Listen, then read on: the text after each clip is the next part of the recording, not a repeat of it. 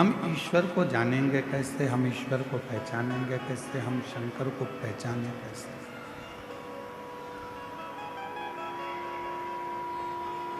भगवान तो आएगा हमारे दुख को मिटाने के लिए, हमारे कष्ट को मिटाने के लिए, हमारी तकलीफों को दूर करने के लिए। पर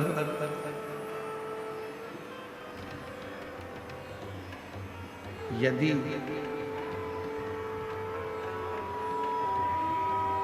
मान लो परमात्मा आ भी जाए तो हम उसको पहचाने कैसे? और यही संवाद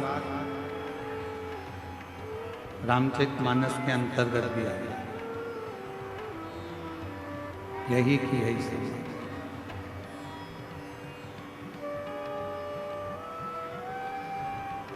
मातंग बाबा से शबरी अम्बा ने, माँ शबरी जी ने मातंग बाबा से ये प्रश्न किया। माँ शबरी अम्बा मातंग ऋषि जी से प्रश्न करती हैं कि आप कहते हो कि एक दिन राम आपकी कुटिया तक आएंगे, आपके दरवाजे तक आएंगे,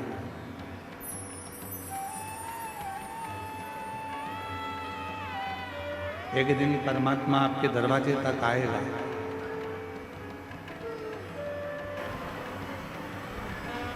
तब आप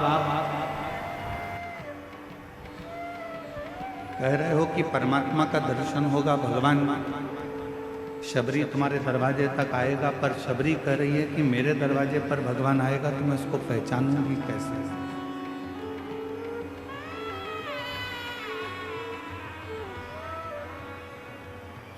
जब भगवान हमारे दरवाजे पर आएगा तो मैं उसको जानूंगी कैसे?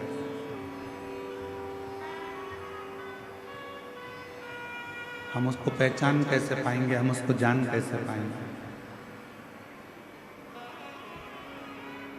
तो गुरु मातंग ऋषि ने शब्द कहा, शबरी तुम परमात्मा को पहचानोगी कि नहीं पहचानोगी हम नहीं जानते, हम तो इतना जरूर जानते हैं कि तुम रोज यदि उस परमात्मा को याद करोगी और परमात्मा जब तुम्हारे नज़दीक में आएंगे तो तुम परमात्मा को पहचानोगी कि नहीं पहचानोगी हम नहीं जानते, पर यह जरूर है कि परमात्मा तुमको जरूर पहचान जाएगा।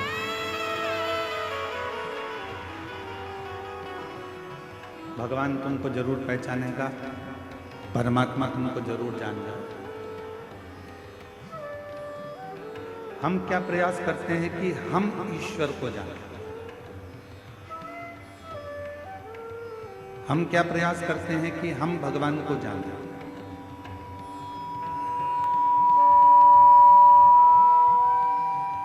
हम प्रयास करते हैं कि हम ईश्वर को पहचानने का प्रयास करें, हम ईश्वर को जानने का प्रयास करें, हम भगवान को जानने का प्रयास करें, हम शिव को जानने का प्रयास करें।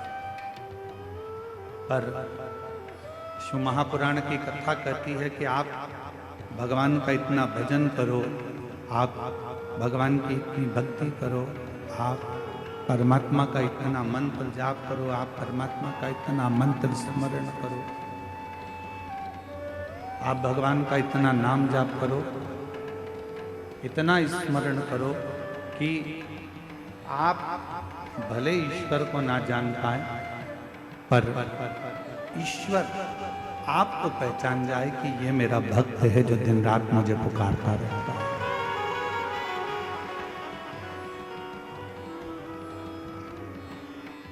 और मैंने तेरे ही भरोसे बाबा, तेरे ही भरोसे हवा बिच उड़ती जावांगे बाबा, डोर तो छड़ी नाम कटी जावांगी। बोले मैं तेरी पतंग शंभो, मैं तेरी पतंग हवा बिच उड़ती जावागी बाबा डोर है तो छड़ी नाम कटी जावागी। हम ईश्वर को जाने ना जाने पर जब हमारी भगवान शिव के प्रति अविरल भक्ति उत्पन्न हो जाए, जब हमारे भजन का बल बढ़ जाए, तो वो ईश्वर हमको जरूर जाने। एक बड़ी सुंदर कथा आती है। यदि आप लोग द्वारका गए हो, द्वारकाधीश का यदि आपने सौराष्ट्र में जाकर दर्शन किया है, गुजरात में जाकर जब यदि आपने द्वारकाधीश का दर्शन किया है, तो वहां एक गोवत्स तीर्थ है।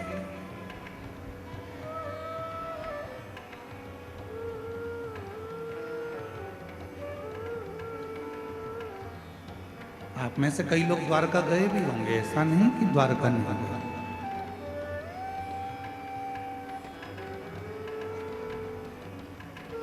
यदि आप लोगों में से कोई द्वारका गया होगा तो वो गोवत्स तीर्थ भी जरूर गया होगा।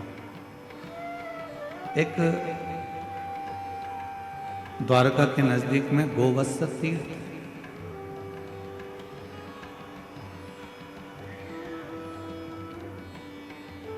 उस तीर्थ में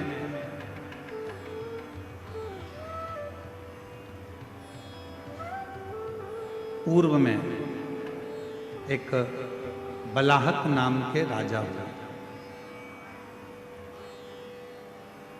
और बलाहक नाम के जो राजा थे, शत्रुओं का नाश करना, दुष्टों को पछाड़ देना और अपने नगर में सब अच्छे कर्म करते रहना, सत्कर्म करते रहना।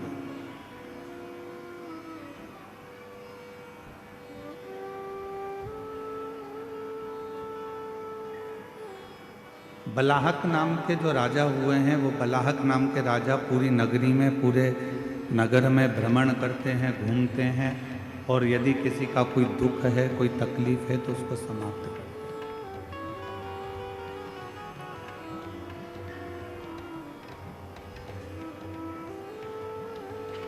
नित्य प्रति उनका एक कार्य है शिवालय जाना, शंकर जी के मंदिर में आराधना करना, साधना करना, भजन करना, कीर्तन करना।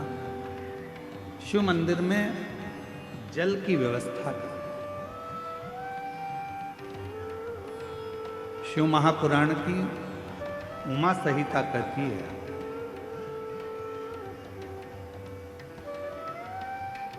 कि शंकर भगवान के मंदिर में अगर कोई जल की व्यवस्था भी कर देता है तो उस जीव को कभी किसी नरक में भटकना नहीं पड़ता, वो जीव का उद्धार स्वतः ही हो जाता।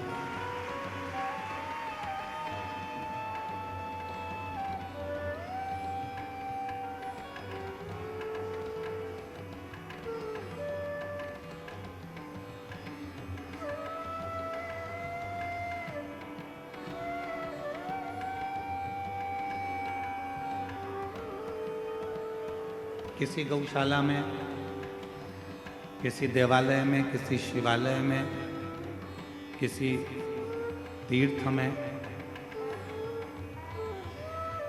भूमि दान, अन्नदान, वस्त्रदान, मुद्रा दान, स्वर्ण दान, जितने जितने दुनिया के दान होते हैं, उस दान में एक सबसे बड़ा दान होता है जल का दान।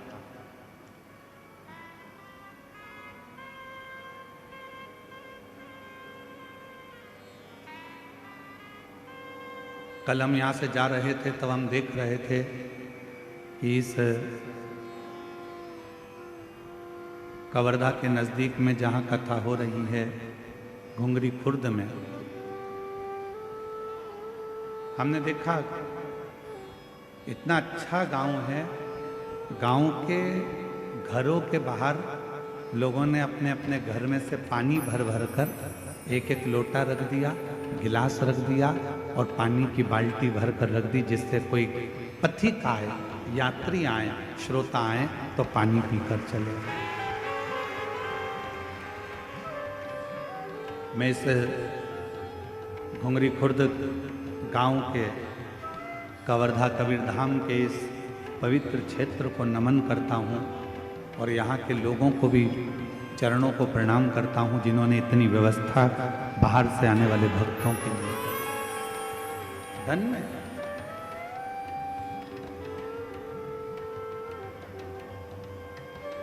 गौशाला में बहुत कुछ दान दिया चला, मंदिर में, देवालय में, शिवालय में बहुत कुछ दान दिया चला, और उसमें भी एक सबसे बड़ा दान है जल का दान।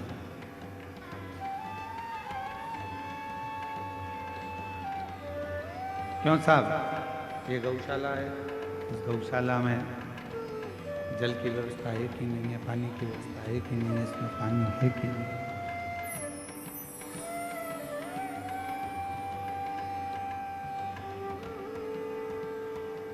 यहाँ पानी की व्यवस्था चल नहीं रहे हैं,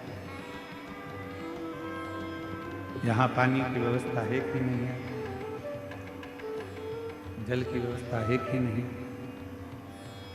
मूल है शंभु शंभु शंभु शंभु शंभु शंभु शंभु शंभु।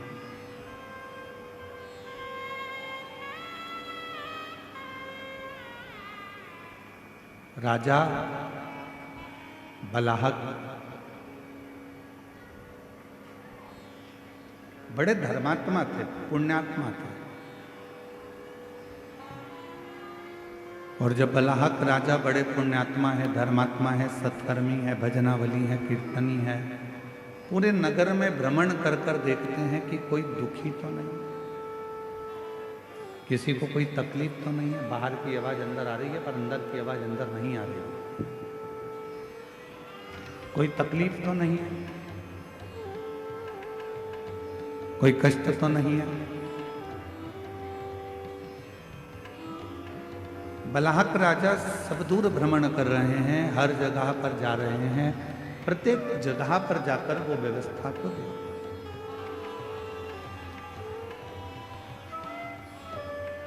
और उनका एक नियम बड़ा विचित्र है कि शिवालय में, देवालय में, तीर्थ में जल की व्यवस्था कर, पानी की व्यवस्था। इसीलिए हम इस घुंगरी खुर्द गांव के सभी श्रोताओं को और घुंगरी खुर्द गांव में रहने वाले सभी ग्रामीण वासियों को बहुत बहुत प्रणाम करते हैं कि आप लोगों ने जल की व्यवस्था करी, जो हमारी शिवपुराण कहती है। शिवपुराण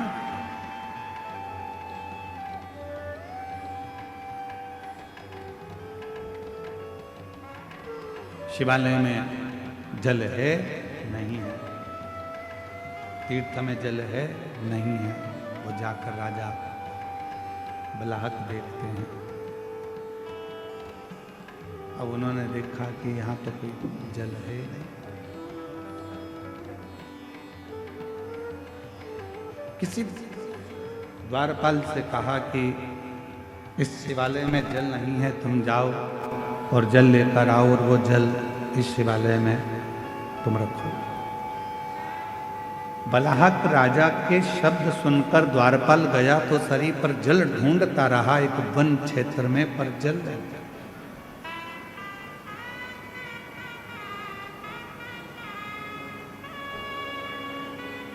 बहुत सुंदर कथा है, अगर आप लोग ध्यान देंगे तो मार्गशीर्ष मास की यह पवित्र कथा का लाभ आपके जीवन को सुख प्रदान करेगा।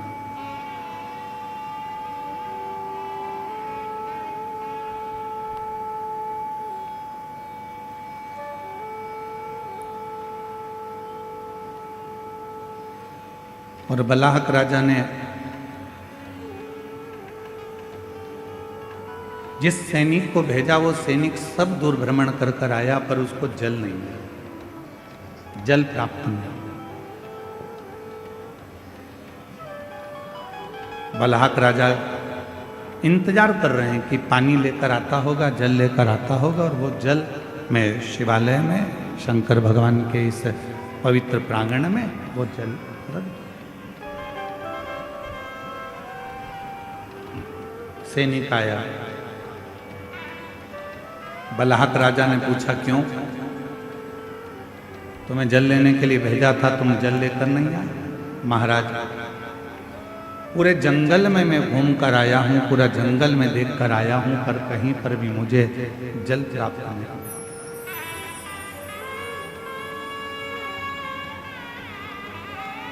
संपूर्ण जंगल को मैं घूम लिया हूं, संपूर्ण जंगल में मैं भ्रमण कर कर आया हूं, पर मुझे जल प्राप्त नहीं, मैं जल नहीं ला सकता। बलहक राजा के मन में आया कि अब मैं जल लेकर आ। शिव का परम उपासक था, भगवान शंकर की आराधना करना, साधना करना, उपासना करना, भक्ति में डूबे रहना, ये उसका नियम था।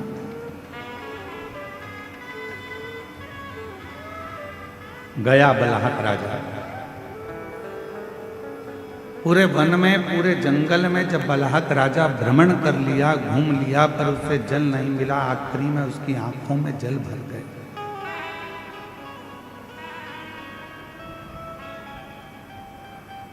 अब किससे कहूं,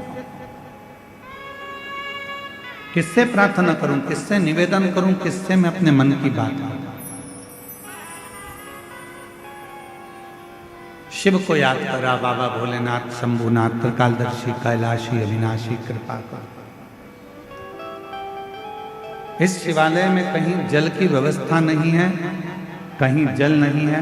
आप कृपा करेंगे, आप करुणा करेंगे, आप दया करेंगे तो जल की व्यवस्था यहाँ हो। आप कृपा और तेरी कृपा का क्या है भरोसा, कब किस पर हो जाए जरा सी हम पर कर दो, जरा सी हम पर कर दो। तेरी कृपा का क्या है भरोसा, कब किस पर हो जाए जरा सी हम पर कर दो, जरा सी हम पर कर दो। जिस पर भी हो गई तेरी कृपा करुणा, वो भव पार हुआ, भव पार हुआ। पापी हो चाहे जितना, उसका भी बाबा उद्धार हुआ, उद्धार हुआ। गिद्ध अजामिल गणिका जैसे तेरे मन को भाए, जरा सी हम पर कर दो, जरा सी हम पर कर दो। तेरी कृपा का क्या है भरोसा, कब किस पर हो जाए जरा सी हम पर कर दो। अब शिव का उपासक था, भगवान शंकर का भजन करने वाला था, शिव की आराधना करने वाला था, साधना करने वाला था। मन में भाव उत्पन्न हो गया कि कहीं ना कहीं से देंगे तो मेरे शंकर भगवान, मेरे ओघरदानी, मेरे त्रिकालदर्शी, मेरे कैलाशी, शिव के सिवा कोई दे नहीं सकता। अच्छी बुद्धि,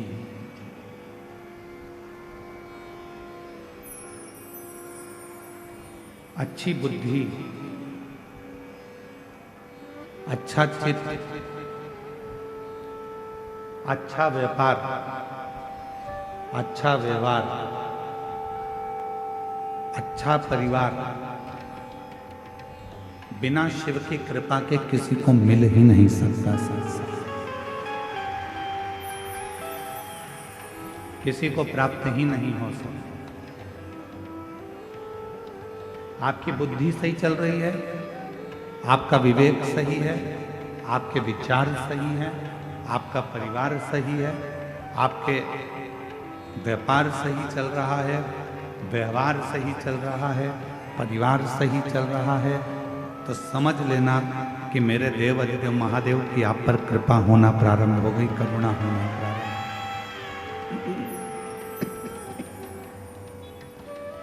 उसकी करुणा, उसकी कृपा, उसकी दया होना प्रारंभ हो।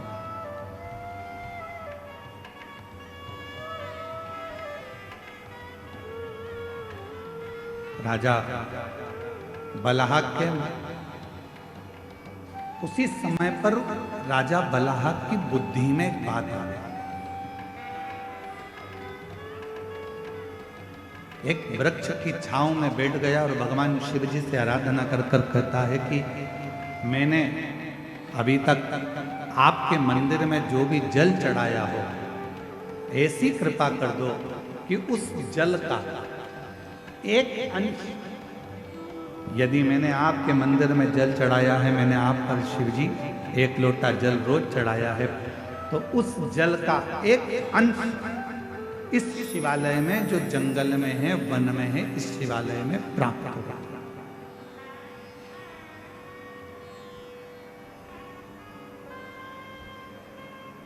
और आज कहने में पीछे नहीं हटेंगे, हम सबसे एक बात जरूर कहेंगे।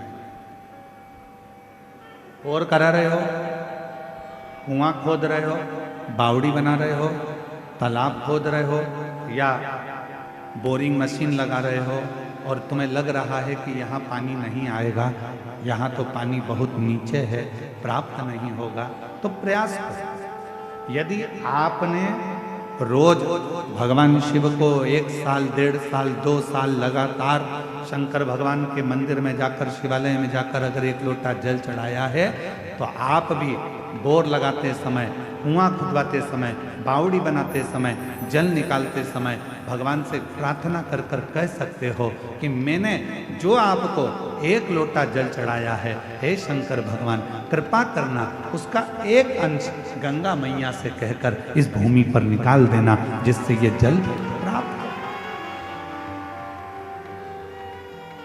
ये जल प्राप्त हो। ऐसी कृपा करो, ऐसी करुणा करो, ऐसी दया करो। आप करुणा करेंगे, आप कृपा करेंगे, आप दया करेंगे तो सब कुछ हो सकता है। आप कृपा करो, आप दया करो।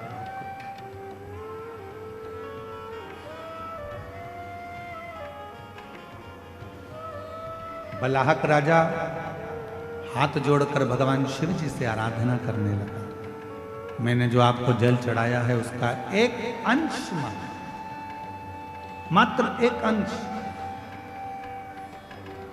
जो मैंने जल चढ़ाया है उसका मात्र एक अंश का फल आप मुझे दे दीजिए। और ये जो शिवालय है वन में, इस शिवालय में जल प्राप्त हो जाए, इसकी कृपा कर। और कहते हैं जब प्रेम अनंत हो जाता है तो रोम रोम संत हो जाता है।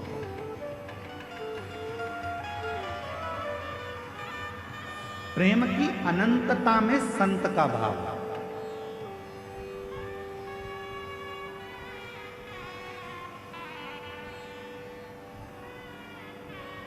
हम श्री गणेश प्रसाद तिवारी जी को साधुवाद देंगे, उनकी धर्म पत्नी श्रीमती नेहा तिवारी जी को भी साधुवाद देंगे और उनके बेटे आशीष तिवारी को भी साधुवाद देंगे।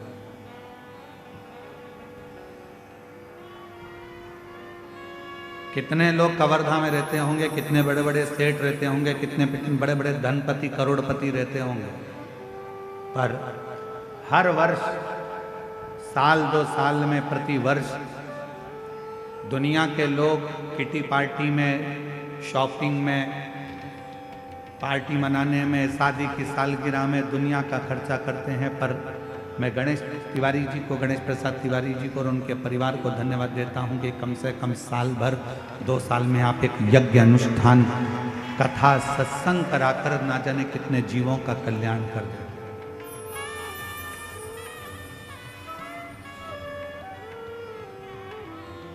कई लोग ऐसे हैं, कवर्धा ही नहीं, कवर्धा के आसपास के क्षेत्र में भी कई लोग ऐसे होंगे जो अच्छे पद पर भी होंगे, कुर्सी पर भी होंगे, प्रतिष्ठा में भी होंगे, यश भी होगा, धन भी होगा, वैभव भी होगा, सत्ता भी होगी, सब कुछ होगा, पर अच्छा कर्म नहीं कर पाएंगे। क्यों? क्योंकि ललाट पर लिखा कर लेकर नहीं आए। जिसको भगवान ने ललाट पर लिख कर भेजा है वही सत्कर्म कर सकता।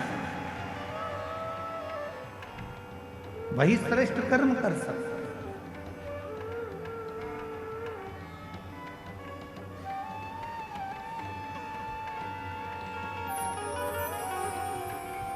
और आज हमको तो घुंगरी खुर्द वालों से भी थोड़ी थोड़ी जलन हो रही है। क्यों? इतनी बड़ी दिव्य शिव महापुराण की कथा और इतना बड़ा सुरभि यज्ञ आपके छोटे से गांव में हो रहा है, तो सोचने वाला विषय। सोच लो, तरसते हैं।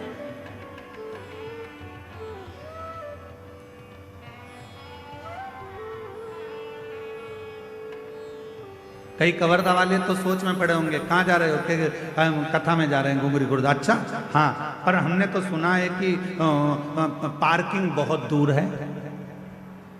हमने तो सुना है कि पैदल बहुत चलना पड़ता है। अब उनको कौन समझाए कि मेरे शंकर भगवान की कथा कहती है जितने कदम चलकर तुम गाड़ी में बैठकर आए और डायरेक्ट कथा स्थल पर गाड़ी से उतरे तो उसका कोई फल नहीं है। तुम जितने कदम चलकर कथा स्थल तक पहुंचोगे उतने उतने अश्वमेध यज्ञ का फल तुम्हारे भाग्य में लिखाता चले जाएगा। उतने अश्वमेध यज्ञ का फल। अब लिखने वालों ने लिख दिया, कहने वालों ने कहा बहुत दूर कथा स्थल है, 2 किलोमीटर चलना पड़ेगा, आधा किलोमीटर चलना पड़ेगा, 1 किलोमीटर चलना पड़ेगा। अरे भैया, कुछ पाना है तो कुछ खोना पड़ता है। इसलिए निवेदन है, जब बाबा के चरणों में शिव महापुराण की कथा को श्रवण करने के लिए आप इस पवित्र गांव में जब आए तो ये सोच कर आना कि हम पैदल नहीं चल रहे हैं, हमारे पिता से मिलने के लिए, अपने बाप से मिलने के लिए, उससे अपने दिल की बात कहने के लिए, उससे दिल की बात।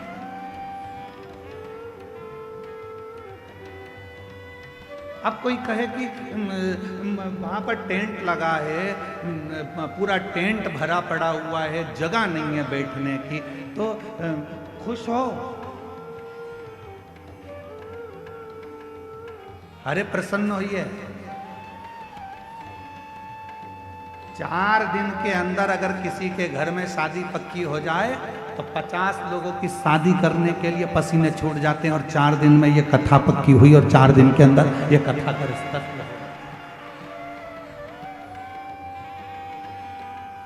हम तो श्री गणेश प्रसाद तिवारी जी आपको धन्यवाद देते हैं। 4 दिन में इतनी व्यवस्था करने के लिए अच्छे अच्छे के पसीने छूट जाते हैं महाराज। कि पंडाल लगाना है, स्टेज बनाना है, व्यवस्था करना है, महाराज आएंगे, जनता आएगी। और साथ में मैं गणेश प्रसाद तिवारी जी आपको धन्यवाद देता हूं कि आपके यहाँ के कलेक्टर महोदय को, यहाँ के एसपी महोदय को, यहाँ के एसएसपी, आईजी, कमिश्नर और यहाँ के तहसीलदार, यहाँ के टीआई, यहाँ के एक जितने पुलिस ऑफिसर हैं, मैं सबको साधुवाद देता हूँ। यहाँ के एसडीएम हो, चाहे कोई भी पदाधिकारीगण हो, जिन्होंने इतने कम समय में इतनी सुंदर व्यवस्था जमाई है, उसके लिए पूरी प्रशासन को साधुवाद। पूरी प्रशासन। सहज है क्या शिव पुराण की कथा? आज तो कथा का दूसरा दिन है और बाउंड्री पार्क गेंद है।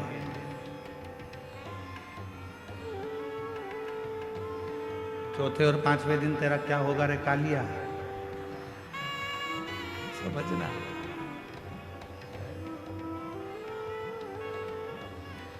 जानना पड़ेगा, सरल नहीं है शिव भक्ति। थोड़ा तपना पड़ेगा, साधना पड़ेगा, स्मरण करना पड़ेगा, उसके चरणों में बैठना पड़ेगा, उसके सामने जाकर उसके पंडाल में बैठकर जब हम उससे अपने दिल की बात कहेंगे तो वो सुने। सरल।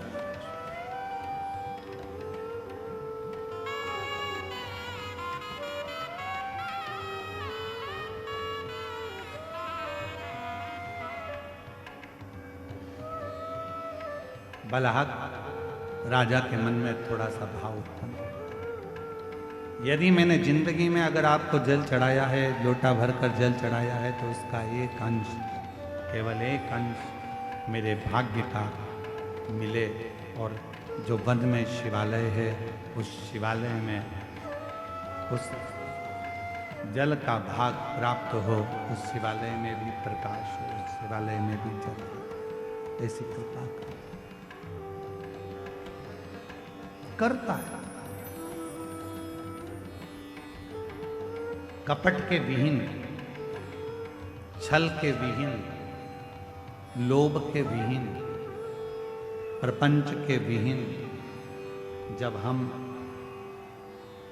बिना कपट के, बिना छल के, बिना प्रपंच के, बिना दिखावे के, बिना लोभ के, बिना लालच के जब हम भगवान की आराधना करते हैं तो परमात्मा उसका फल दिए बिना रहता नहीं है, उसका फल देता है।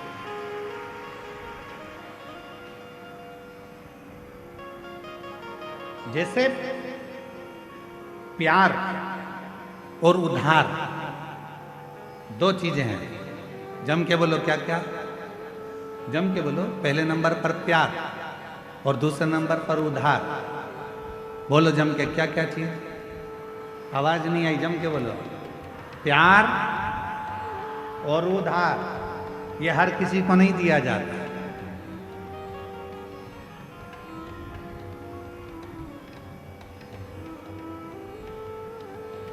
प्यार भी हर किसी को नहीं दिया जाता और उधार भी हर किसी को नहीं दिया जाता।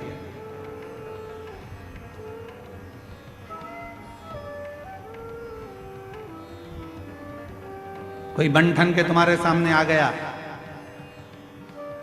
अपना नाम चेंज कर कर आ गया, था कुछ नाम, रख लिया दूसरा नाम, देख लिया उसने कि यह बड़ी धर्मात्मा है, बस इसी के धर्म को तोड़ना है, और अपना रूप बदल लिया उसने।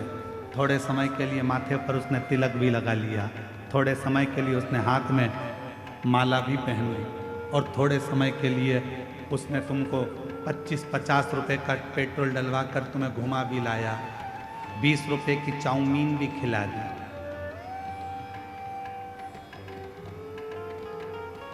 और तुमने उसको प्यार दे दिया।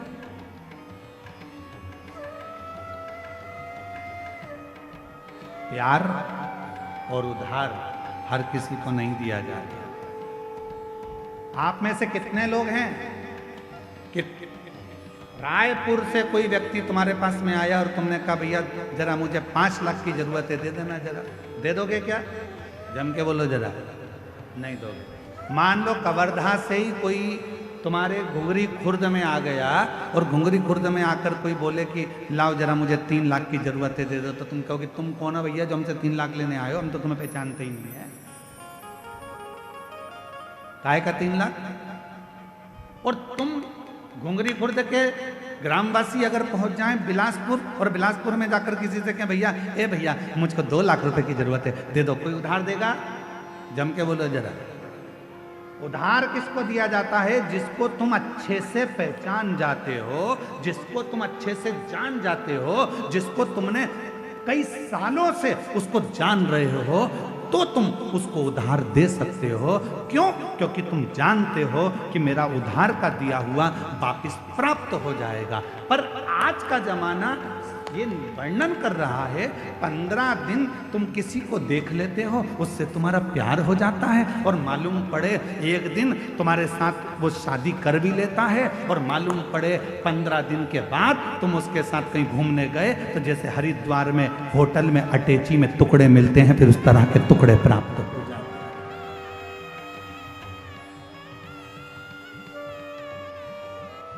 उधार देने से पहले हमने देखा कि कितना समय पुराना है, कौन है, हम इसको इतने साल से जानते हैं, हम इतने साल से पहचानते हैं, तब हमने उसको उधार दिया कि हमारा उधार प्राप्त हो जाएगा। उधार भी 50 बार सोच कर दिया जाता है, और प्यार भी 50 बार सोच कर दिया जाता है। ये हर किसी को नहीं दिया जाता जो तुम्हारे टुकड़े कर कर कहीं फ्रिज में भर देता।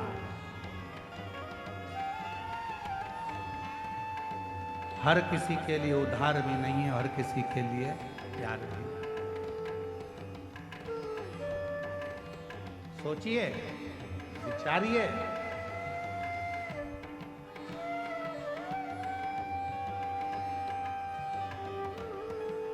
और थोड़े दिन के बाद मालूम पड़ा कि ये तो जिससे मैंने स्नेह करा, जिससे मैंने प्रेम करा, ये तो हमारा धर्म का ही नहीं है, सनातनी ही नहीं है।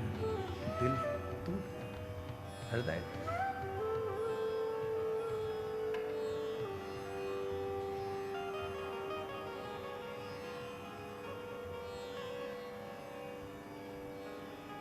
आपको मालूम है छत्तीसगढ़ की भूमि, छत्तीसगढ़ की धरा, छत्तीसगढ़िया महतारी कैसी है? आपको मालूम है? पूरी दुनिया में कोई ऐसा प्रदेश बता दो जिस प्रदेश को माता के नाम से पुकारा जाता है, महतारी के नाम से पुकारा जाता है। पूरी दुनिया में कोई ऐसा प्रदेश नहीं है जिसको महतारी कहा गया हो। पूरी दुनिया में ऐसा कोई प्रदेश नहीं है जिसको माता कहा गया हो। पूरी दुनिया में कोई ऐसा प्रदेश नहीं है जिसको माँ का संबोधन दिया गया हो। पूरी दुनिया में केवल एक छत्तीसगढ़ महतारी है जिसको माता का संबोधन दिया गया, जिसको माता का संबोधन दिया। क्यों? क्योंकि माता का स्वभाव क्या होता है? माता का स्वभाव क्या है? माँ का स्वभाव क्या है? माँ का क्या स्वभाव होता है? उसके अगर 4 बेटे हैं तो उसके लिए चारों बेटे बराबर होते हैं। माँ का स्वभाव ये होता है कि माँ अपने चारों बच्चों को बराबर का दूध पिलाती है। माँ अपने चारों बच्चों को बराबर का प्रेम करती है। माँ अपने चारों बच्चों को सम रखती है। इसलिए छत्तीसगढ़िया महतारी, छत्तीसगढ़ ये जो माँ है, छत्तीसगढ़ की पवित्र भूमि, यहाँ पर ब्राह्मण हो, क्षत्रिय हो, वैश्य हो, शूद्र हो, ये चारों उस माँ की औलाद हैं और चारों को प्रेम मेरी माँ हमेशा करती है। यहाँ जो आया, छत्तीसगढ़ की भूमि पर जो आया, मेरी माता ने उसको प्रेम दिया। मेरी माता ने उसको स्नेह दिया।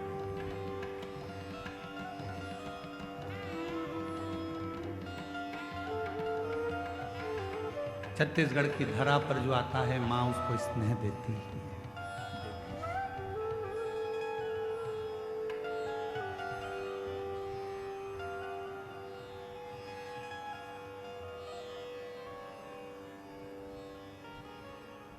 यहाँ बड़े से बड़ा राजनेता भी आएगा तो एक पल आकर जरूर कहेगा कि हमको जो मिला छत्तीसगढ़ की भूमि से मिला।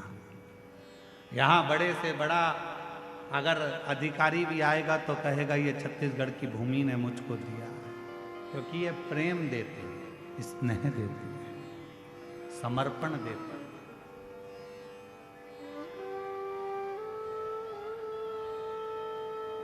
स्नेह की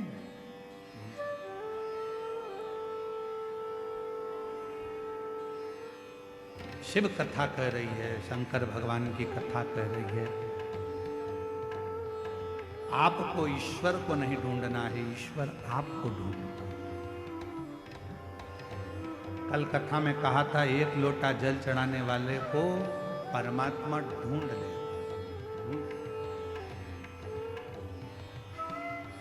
शिव की आराधना करने वाले को परमात्मा ढूंढ ले। एक पत्र है, अच्छा है।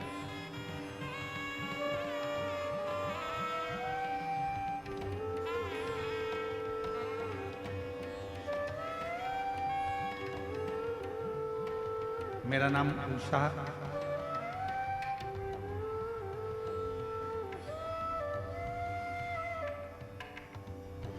कश्यप है।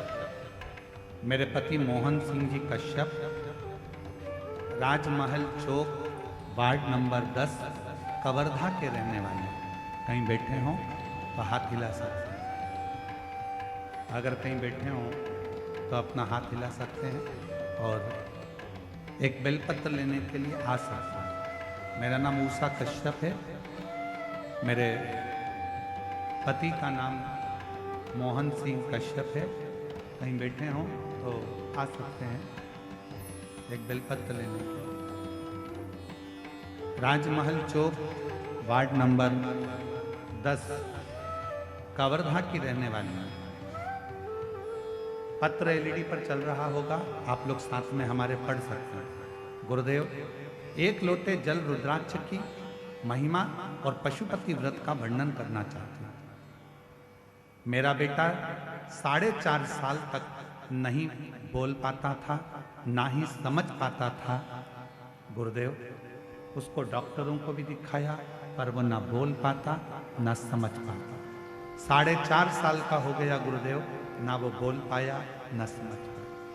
डॉक्टर कहते थे उसकी बुद्धि भी इतनी कार्य नहीं करती। तब आपकी कथा अप्रैल 2022 से मैं जुड़ी हूँ, आपकी कथा सुनती हूँ, मंदिर जाती हूँ, एक लोटा जल चढ़ाती हूँ। फरवरी 2023 में रुद्राक्ष महोत्सव में मेरे पति सीहोर गए, वहाँ से रुद्राक्ष लाए। रुद्राक्ष को तांबे के लोटे में डुबाती, शिव जी को चढ़ाती, चढ़े हुए जल को बेटे को पिलाती। 3 बार अपने बेटे के लिए पशुपति व्रत किए। गुरुदेव, आज मेरा बाबा ने ऐसी कृपा करी कि मेरा बेटा बोलता भी है, समझता भी है, अब स्कूल जाना भी चालू कर दिया है। बाबा की कृपा से अब वो स्वयं भी मंदिर जाता है, सफाई कर, स्वयं भी मंदिर सफाई कर। ये शिव की कृपा, शंकर की कृपा, शिव की। एक लाइन अच्छी लिखी आप और हम गुनगुनाते हैं, आप लोग भी पढ़िए, साथ में बोलिए।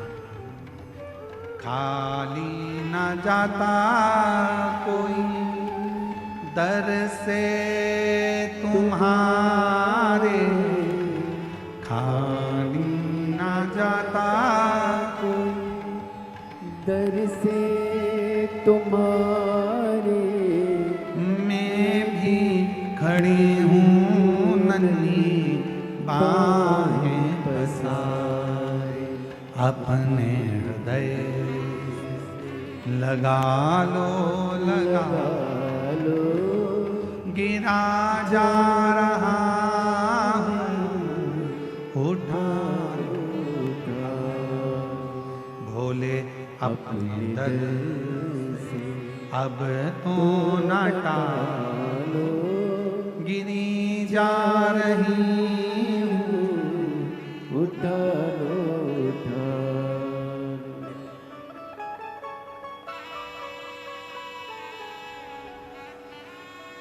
शिव कृपा किसको कहते हैं? भगवान शंकर की शरणागति किसको कहते हैं?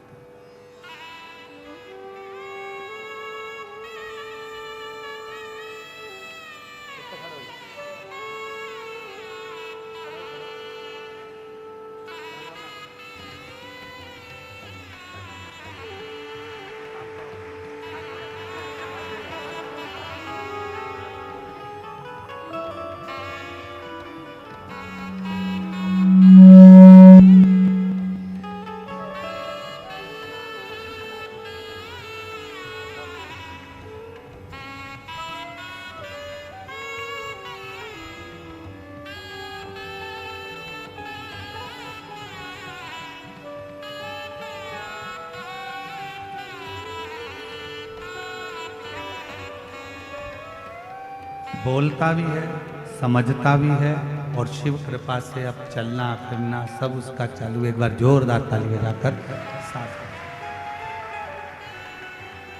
हर हर महा शिव कृपा शंभु की उदार। जितना भरोसा, जितना विश्वास, जितनी दृढ़ता आपके भीतर होती है, उतना परमात्मा आपके करीब में, परमात्मा उतना आपके नजदीक ही है। शिव को ढूंढने के लिए जाने की जरूरत नहीं है, शिव आपको ढूंढता है।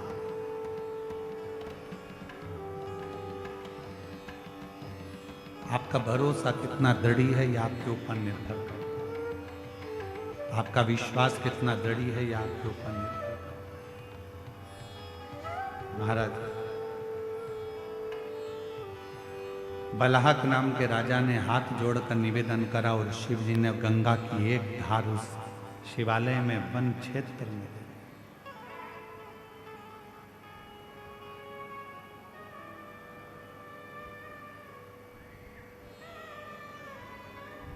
राजा बलहक ने अपने जीवन में शिव तत्व को कभी नहीं छोड़ा। दुख आया, तकलीफ आई, कष्ट आया, तो भी शिव तत्व नहीं छोड़ा।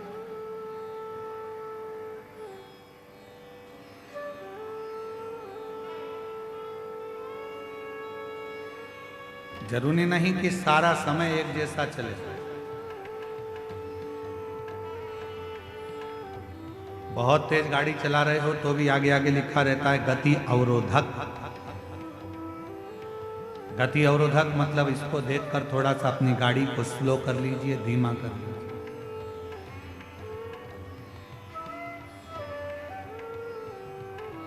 थोड़ा अपनी गाड़ी को कम करो, स्पीड थोड़ी डाउन करो, स्लो करो। गति अवरोधक। शिव महापुराण की कथा कहती है कहीं शिवालय, कहीं देवालय, तीर्थ, मंदिर, ये सारे गति अवरोधक का काम करते हैं। जब हम कहीं किसी ना किसी रूप में दौड़ रहे होते हैं तब ये शिवालय, ये देवालय, ये तीर्थ हमको थाम रोकते।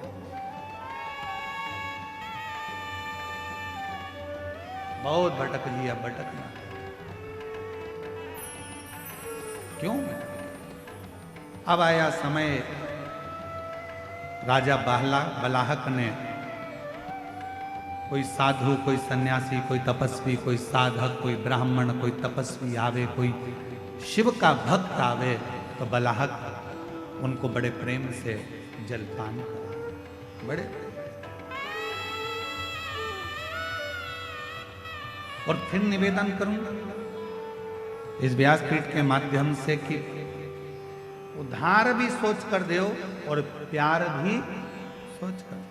50 बार विचार करिए, 50 बार, हजारों हजार बार विचार करिए, तब जाकर किसी को उधार दीजिए। और हजारों बार विचार कर लो कि ये व्यक्ति तुम्हारे लायक है कि नहीं।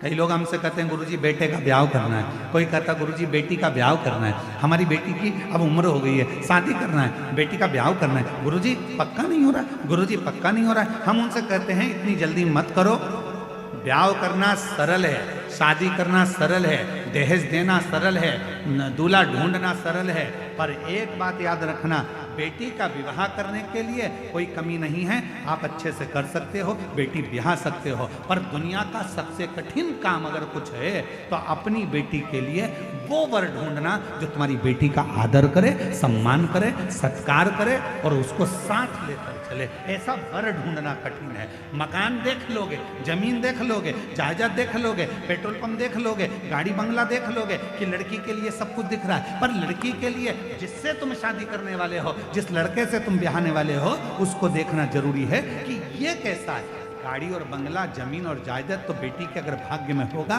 तो मिल जाएगा, भाग्य में नहीं होगा तो वो सारा समाप्त भी हो जाएगा। लड़का ठीक है कि नहीं, व्यवहार ठीक है कि नहीं, उसका स्वरूप अर्थात वो कहीं गलत संगत में तो नहीं पड़ा, व्यसन में तो नहीं पड़ा, मदिरापान में तो नहीं पड़ा, मांसाहार में तो नहीं पड़ा, मालूम पड़े दिन रात को 12, 1, 1, 2 बजे तक आ रहा है और मालूम पड़े बेटी आंखों से आंसू बहा रही हो, तो वो गाड़ी, वो बंगला, वो पेट्रोल पंप, वो जायदाद, वो जमीन किस काम की, किस काम?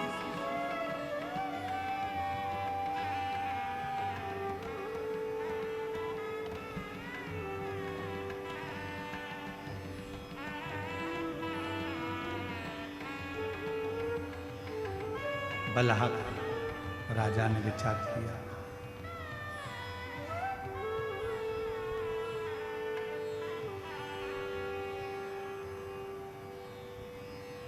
सबको जलदान करना, सबको भगवत नाम का दान करना, शिव नाम का दान करना। राजा बलाहक ने प्राप्त। राजा बलाहक ने 2 दान सबसे ज्यादा करे। आप लोगों से निवेदन है आप इस 2 दान को अवश्य श्रवण करें। पहले नंबर पर है जल का दान। कोई भी आया पानी पिए बगैर घर से नहीं गया, जल पिए। और दूसरे नंबर पर है राजा बलाहक ने जो दान दिया है वो नाम का दान दिया। नाम।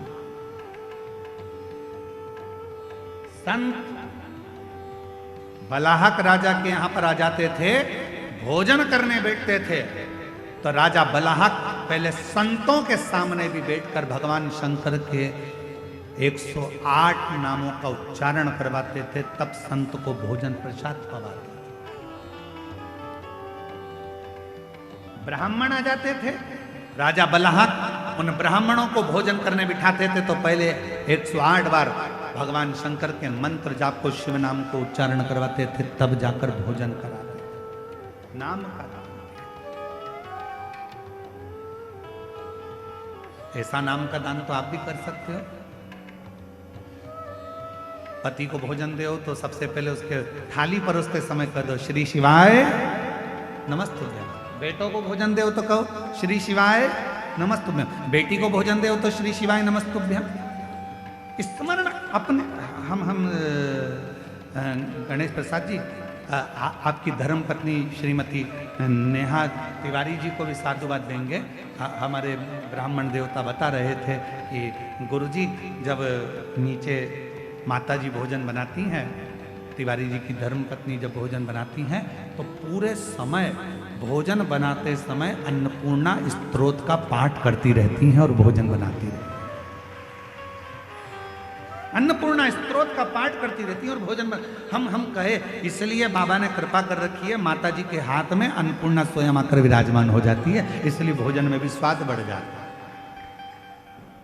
अन्नपूर्णा स्तोत्र का पाठ करती रहती हैं। हमारे महाराज जी बता रहे थे, विकास महाराज जी का, हम नीचे जाते हैं तो वो माता जी भोजन बनाते बनाते अन्नपूर्णा स्तोत्र का पाठ करती रहती हैं और बड़े प्रेम से भोजन बनाती रहती हैं। गुरुजी भोजन बनता रहता है और उनका भजन चलता रहता है। हमने फिर पूछा कि अपन जिनके यहाँ ठहरे हैं उनके यहाँ संध्या वंदन होता है कि नहीं होता, तो हमारे महाराज जी कहे, गुरुजी जैसे आप सुबह सुबह अपने कमरे में संध्या करते हो, वैसे की वैसी तिवारी जी, उनका बेटा आशीष तिवारी जी, ये सब अपने अपने नीचे हॉल में बैठकर संध्या करते रहते हैं। यही साधना, यही आराधना, यही साधना।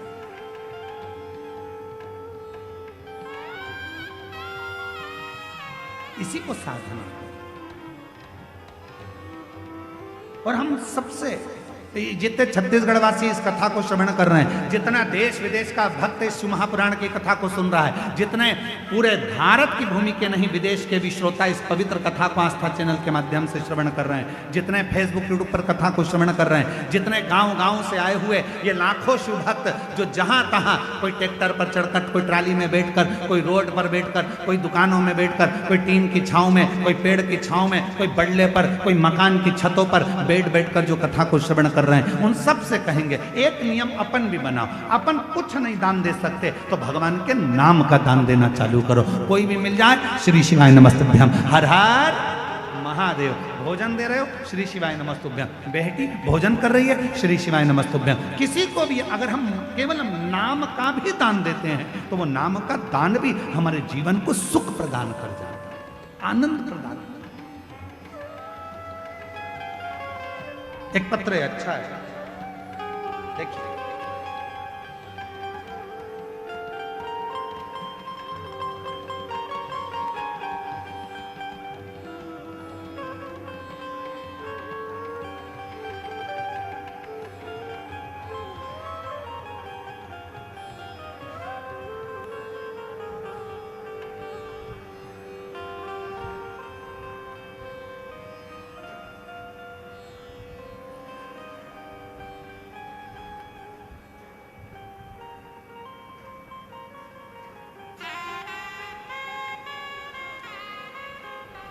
मैं श्वेता ठाकुर, पति श्री दिनेश सिंह ठाकुर, शंकर नगर कवर्धा की निवासी हूँ। कहीं बैठी हों तो हाथ हिला सकती हैं, अगर कहीं बैठे हों तो हाथ हिला सकते हैं। मैं श्वेता ठाकुर, पति श्री दिनेश सिंह ठाकुर, शंकर नगर कवर्धा की निवासी हूँ। कहीं बैठे हों तो हाथ हिला सकते हैं। आ जाइए, दिख गए हुआ, आ जाओ आ जाओ, बेलपत्र लेकर जाना आ जाइए। गुरुजी मैं बाबा की महिमा का वर्णन करना चाहती हूँ। मेरा भाई नरेश सिंह ठाकुर तखतपुर जिला बिलासपुर का निवासी है। उसने 14 साल की उम्र से ही घर की जिम्मेदारी संभाली है, परंतु सन 2020 से उसके काम में बरकत नहीं थी। घाटे पर घाटा, काम चलता नहीं, हफ्ते महीने सब बंद हो गए। कर्जा इतना बढ़ गया कि खाने के लाले पड़ गए, कुछ नहीं बचा। गुरुदेव, सभी परेशानियां उसकी जिंदगी में आ गई। कथा, किसी ने कहा कि शिव महापुराण की कथा सुनो, सियोर वाला महाराज बाजता है, पंडाल में अगर मौका मिल जाए तो एक बार सुनने का प्रयास करो। गुरुदेव, समझ नहीं आया क्या करें। फिर एक दिन अचानक से आस्था चैनल पर आपकी कथा सुनकर आपने जो नियम बताया वह सभी करना प्रारंभ किया। भाई और बहू दोनों ने पशुपतिनाथ का व्रत किया। ग्राम कोकड़ी में हमें कथा श्रवण करने का सौभाग्य प्राप्त हुआ। खुद बाबा की भक्ति में मेरा भाई ऐसा खो गया, शिव जी की कृपा हुई। वहाँ से हमने एक पुस्तक खरीद ली। पुस्तक में आपके उपाय लिखे हुए थे, उस उपाय को करना प्रारंभ करा। शिव जी के मंदिर जाते, एक लोटा जल चढ़ाना, बाबा की भक्ति करना। आप कहते हो श्री शिवाय नमस्तुभ्यम अपने घर के दरवाजे पर लिख दो, हमने वैसा ही करा।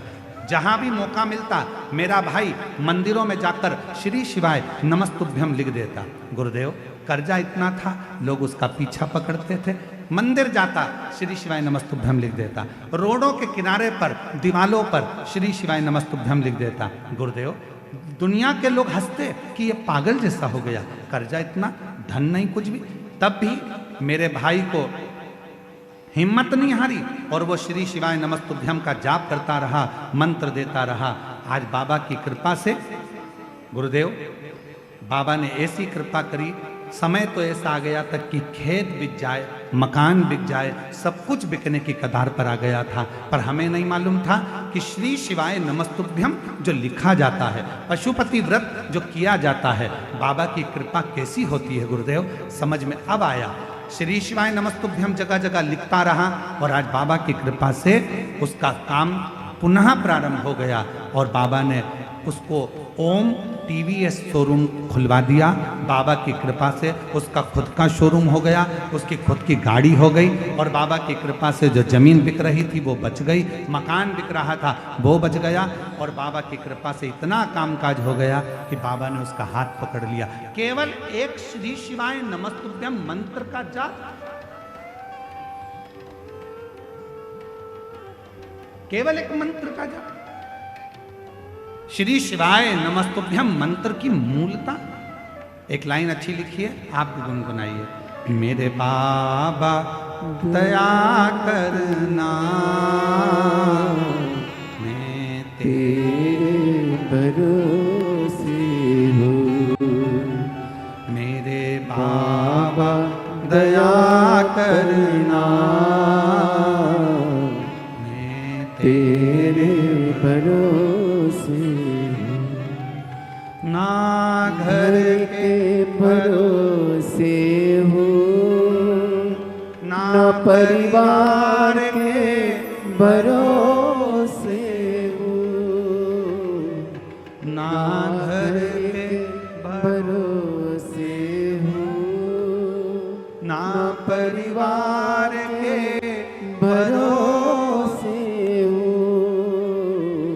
मेरे बाबा दया करना, तेरे भरोसे हूँ। मेरे बाबा दया करना, मैं तेरे भरोसे। उस पर आश्रित हो। जब हम पूर्ण तरह से उस पर आश्रित हो जाते हैं, जब हम पूर्ण तरह से उसके हो जाते हैं, जब हम पूरा समर्पण उसके देते हैं, उसके प्रति कर देते हैं, जब हम पूर्ण तरह से उसके आश्रित हो गए, पूर्ण समर्पण हमने कर दिया, तो वो हमारा हाथ थाम लेता है। वो हमारा हाथ थाम,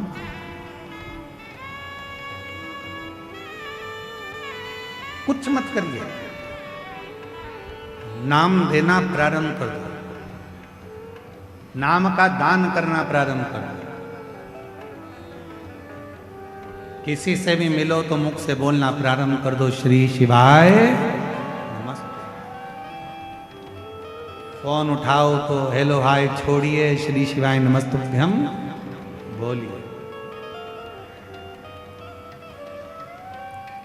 पत्र लिखो तो उसमें पहला अक्षर श्री शिवाय नमस्ते। गुड मॉर्निंग लिखो तो उसमें सबसे पहला अक्षर श्री शिवाय नमस्ते। गुड नाइट लिखो तो उसमें पहला अक्षर श्री शिवाय नमस्ते। नाम दान दीजिए।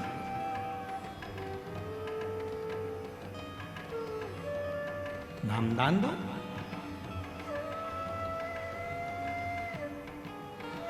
इससे बड़ा क्या दान हो सकता है? क्या दान होगा इससे? श्री शिवाय नमस्तुभ्यं